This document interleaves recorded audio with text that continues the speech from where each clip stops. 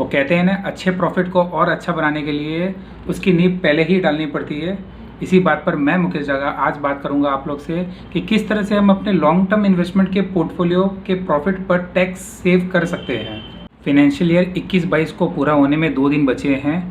अगर किसी का पोर्टफोलियो साइजेबल है, उन्हें अपना कैपिटल गेन जनरेट करके अगर 1 लाख रुपए का प्रॉफिट या उससे ज़्यादा या उसके करीब अगर हो रहा है तो उसे प्रॉफिट बुक करना चाहिए और 1 लाख का जो टैक्स एग्जम्पशन है वो अवेल करना चाहिए। और हाँ, ये करके उसे री इन्वेस्टमेंट करना ना भूले ताकि आप अपनी वेल्थ क्रिएशन की जर्नी में बने रहे। No emotion role to be played while reinvesting it, क्योंकि आपने फ़ायदा पहले ही कर लिया है तो अपने ग्रिड को बीच में ना आने दें। और हाँ, ज़रूरी नहीं है कि इसे हमें मार्च एंड में ही करना है। ड्यूरिंग द फाइनेंशियल ईयर हमें जब भी लगे कि हमारा प्रॉफिट इतना बन चुका है, आप अपने फाइनेंशियल एडवाइज़र के साथ सलाह करके करें। इसी छोटी सी ट्रिक से आप अपनी कॉस्टिंग की एवरेज अप कर सकते हैं, जिससे भविष्य में आपको कम से कम टैक्स देना पड़े अपने प्रॉफिट पर। आइए स्क्रीन पर चलते हैं, एक छोटे से एग्जांपल के साथ समझते हैं। इससे पहले अगर चैनल को सब्सक्राइब नहीं किया है तो सब्सक्राइब करें, इस वीडियो को लाइक करें।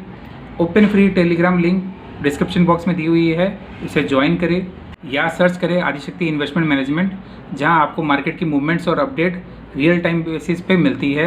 Health insurance, mutual fund, life insurance या किसी भी प्रकार के फाइनेंशियल इन्वेस्टमेंट के लिए आप डिस्क्रिप्शन बॉक्स में दिए हुए हेल्पलाइन नंबर पर कॉन्टैक्ट कर सकते हैं। चलिए आपका ज़्यादा टाइम ना लेते हुए स्क्रीन पर चलते हैं। यहाँ हमने फॉर एन एग्जाम्पल 10 लाख का फिगर का कैलकुलेशन लिया है, जो कि 20 साल बाद 1 करोड़ का हो जाएगा और कैपिटल गेन 10% ही रहने वाला है। तो हमें 20 साल बाद अपनी इन्वेस्टमेंट की वेल्थ क्रिएशन होते हुए दिखेगी और जहां हमें 90 लाख रुपए का प्रॉफिट होगा और अपने 10 लाख की कैपिटल में इन्वेस्टमेंट करते हुए उस समय 90 लाख के प्रॉफिट पर 10% का टैक्स लगने पर 9 लाख का ग्रॉस टैक्स आएगा, जो कि 1 लाख का एग्जम्पशन लेने पर हमारा नेट टैक्स 8 लाख फिर भी बनेगा, जो कि हमें पे करना होगा। यानी कि आपकी प्रॉफिट पर जो आपने मार्केट की रिस्क लेकर और पेशेंस रखकर कमाया, उस पर गवर्नमेंट अपना हक लेने आ जाएगी और हमें देना होगा। ये रहा सिक्के का एक पहलू। इसी के साथ अगर हम अपनी बेनिफिट्स का सही तरीके से यूज करें तो हमें ये 8 लाख का प्रॉफिट भी गवर्नमेंट को शेयर नहीं करना होगा। आइए समझते हैं सिक्के का दूसरा पहलू। यहाँ हम एज्यूम करते हैं, यहाँ हम 10 लाख का इन्वेस्टमेंट करते हैं और एज्यूम करते हैं कि लॉन्ग टर्म कैपिटल गेन 10% और 1 लाख का एग्जम्पशन ठीक ऊपर की तरह 20 साल बाद भी यही रहेगा, तो भी हमारा कैपिटल डबल हो जाएगा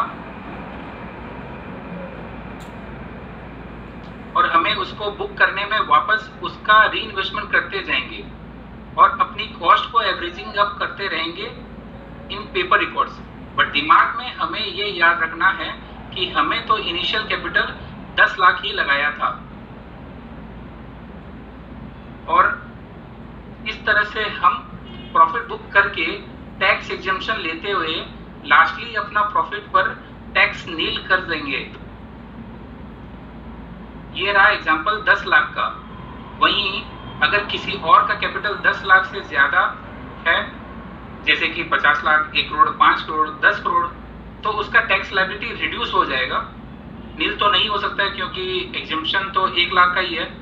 बट जिनका पोर्टफोलियो साइजेबल है उन्हें ये जरूर से ये काम करना चाहिए ताकि नेट टैक्स आपका नॉर्मल से कम रहे और नेट प्रॉफिट ज्यादा रहे। आई होप ये एग्जांपल आपको बेटर क्लियरिटी मिली होगी। और हाँ, 2 मेन रीज़न कि हमें ये 1 लाख का एग्जम्पशन क्यों लेना चाहिए। पहला कि ये 1 लाख का एग्जम्पशन कैरी फॉरवर्ड नहीं होता है, इसे हमें with in the financial year use करना होता है।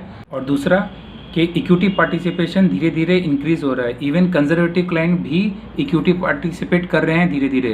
तो going forward government long term capital gain में धीरे धीरे टैक्स बढ़ाएगी ताकि वो टैक्स कलेक्ट कर सके।